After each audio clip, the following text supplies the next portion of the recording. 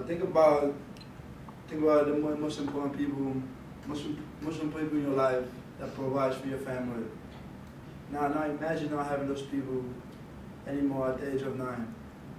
Also, also imagine your mom and dad telling you that they can't give you a kiss, give you a hug, you come from school, or give you a good night kiss.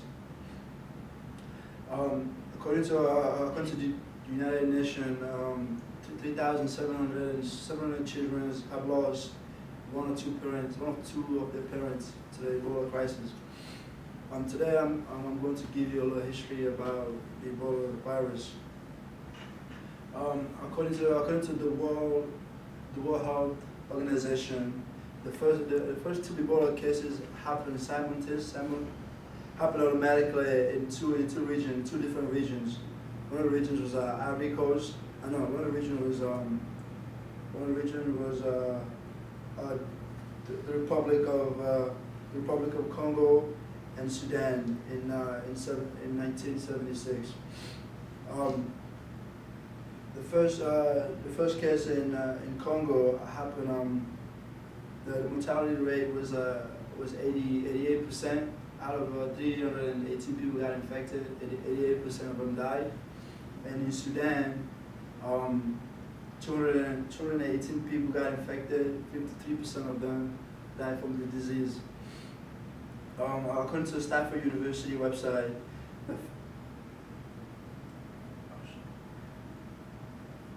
according to the Stanford University website, there were three types of Ebola. There was the Zaire Ebola, which was in Congo, and the Sudan Ebola, and also the Western Ebola, which was in Northern Virginia.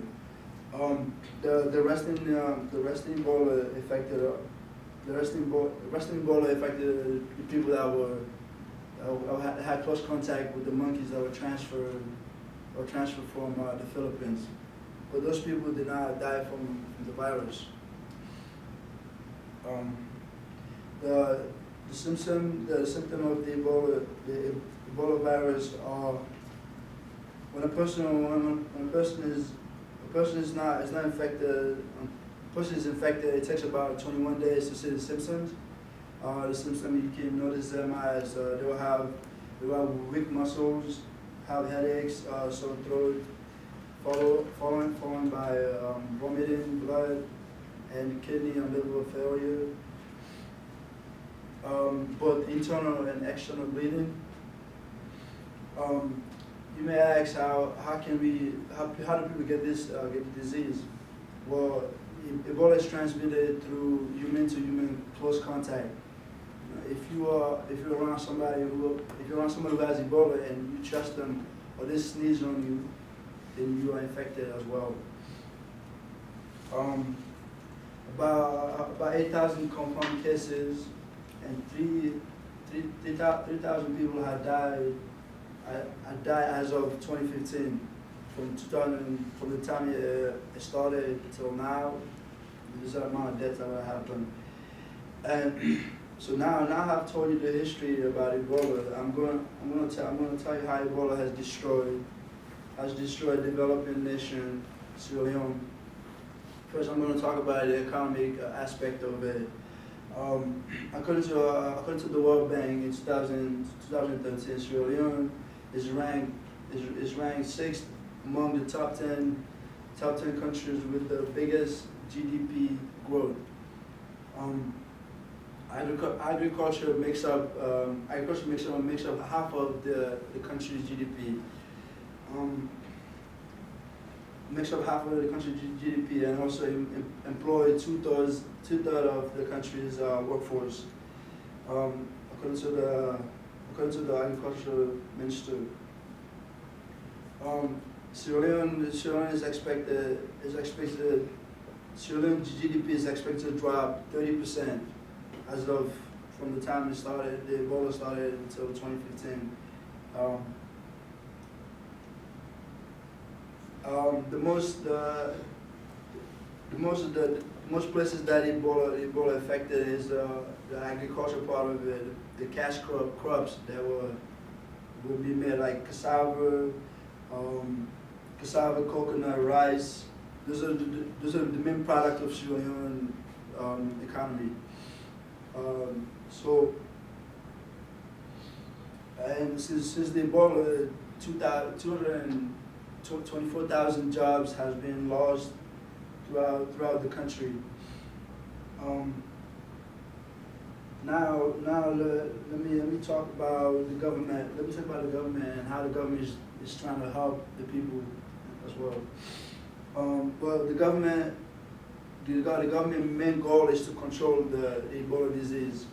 And one of the things they have guidelines for the people. The advice they give to the people is to stay away from people that have Ebola, and whenever an Ebola patient is being taken care of, that individual who's taking care of the patient should wash their hands regularly and should wear protective gears when taking care of an infected patient. And the other things that the government is doing also is that to prevent Ebola, the government has locked down the country like 2 to 3 days, meaning that nobody's allowed to go out of their house for a certain amount of time. And also they also have checkpoints. All right. So as you can see in the picture right here, this is one of the checkpoints they have, one of the major roads in the country. In order for a person to travel from one city to another city, you have to stop one of the checkpoints and get checked for if you're infected. They have those temperature things they use to check your temperature. Because Ebola, when you have Ebola, you have high fever. That's one of the symptoms. So they will check if you have high fever, and they will automatically send you to one of the facilities where they treat the affected people. So now you know the aspect of the government, what they're doing. I'm going to tell you about. I'm going to tell you about how the government also has closed down the schools as well. No, not yet. The government has closed down the schools, meaning that there's no schools for nobody, and in Sierra Leone, 30% of the population is school children. So since schools have been closed, one of the things that the government is doing is having lectures throughout the radio. They're having lectures on the radio for students that are not going to school anymore. So as you can see, a young man, his name is Joseph Chef. He's actually listening to the radio and taking notes throughout the lectures they have. In the lectures they have different teachers come in and talk about different topics, different subjects, and so on. So Joseph, the things that I was in an article about Joseph. He was talking about how the only problem he has with the radio lecture is that he's not able to interact with the professor, with the teacher.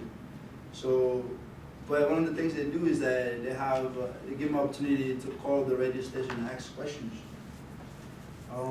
But since most of the students do not have sufficient money to afford a cell phone or phone, they're not able to contact the school as well.